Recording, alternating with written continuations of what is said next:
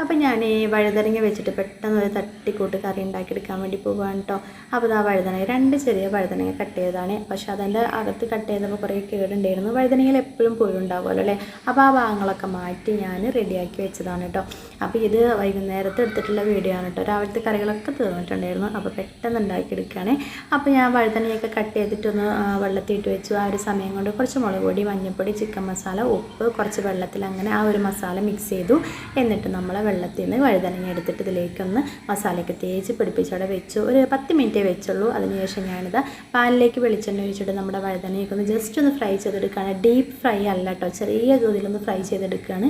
അതിനുശേഷം അതങ്ങോട്ട് മാറ്റി വെച്ചിട്ട് ഒരു പാത്രത്തിലേക്ക് നല്ല കട്ട തൈര് എടുത്തൊഴിച്ചിട്ട് നമ്മുടെ ആവശ്യത്തിന് തൈര് എടുക്കുക. ഇത് പുളി കുറച്ച് കുറവുള്ള തൈരാണ്. അതിലേക്ക് കുറച്ച് ഉപ്പും കൂടെ ഇട്ട് മിക്സ് ചെയ്തതിന് ശേഷം നമ്മൾ പൊരിച്ച് വെച്ചിട്ട് നമ്മുടെ വഴുതനങ്ങ അതിലേക്ക് ഇട്ട് കൊടുത്തു. ശേഷം വീണ്ടും നമ്മളൊരു ഫ്രൈ പാൻ അടുപ്പിൽ വെച്ചെടുത്തിട്ടുണ്ട്. അതിലേക്ക് വെളിച്ചെണ്ണ ഒഴിച്ചത്, കടുക് ഇട്ട് കൊടുത്തു, ചെറിയ ജീരകം കൂടെ ഇട്ട് കൊടുത്തിട്ട് കറിവേപ്പിൻ്റെയും കുറച്ച് മഞ്ഞൾപ്പൊടിയും മുളകും പൊടി ഇട്ട് കൊടുത്തു. വേണമെന്നുണ്ടെങ്കിൽ കുറച്ച് വറ്റൽമുളകും കൂടി ചേർത്ത് കൊടുക്കുക കേട്ടോ. എന്നിട്ട് ഈ കൂട്ട് നമ്മൾ നേരത്തെ വെച്ച് നമ്മുടെ വഴുതനങ്ങയിലേക്ക് ഒഴിച്ച് കൊടുക്കാം കേട്ടോ. ആ അടിപൊളിയാണ് ഈ ഒരു കറി. ട്രൈ ചെയ്യാത്തവരുണ്ടെങ്കിൽ എന്തായാലും ഒന്ന് ട്രൈ ചെയ്യണം. അപ്പോൾ തന്നെ ഞാൻ നല്ല ചോറ് എടുത്തിട്ടുണ്ട്. തണുത്ത ചോറ്, നമ്മൾ ചൂടുള്ള വഴുതനങ്ങ കറി കേട്ടോ. വഴുതനങ്ങയാണെങ്കിൽ നല്ല സോഫ്റ്റ് ആയിട്ട് ഇരിക്കുന്നുണ്ട്. അപ്പോൾ എല്ലാവരും ഒന്ന് ട്രൈ ചെയ്യണേ. അപ്പോൾ ചോറിൻ്റെ ഇട്ട് വരാം കേട്ടോ.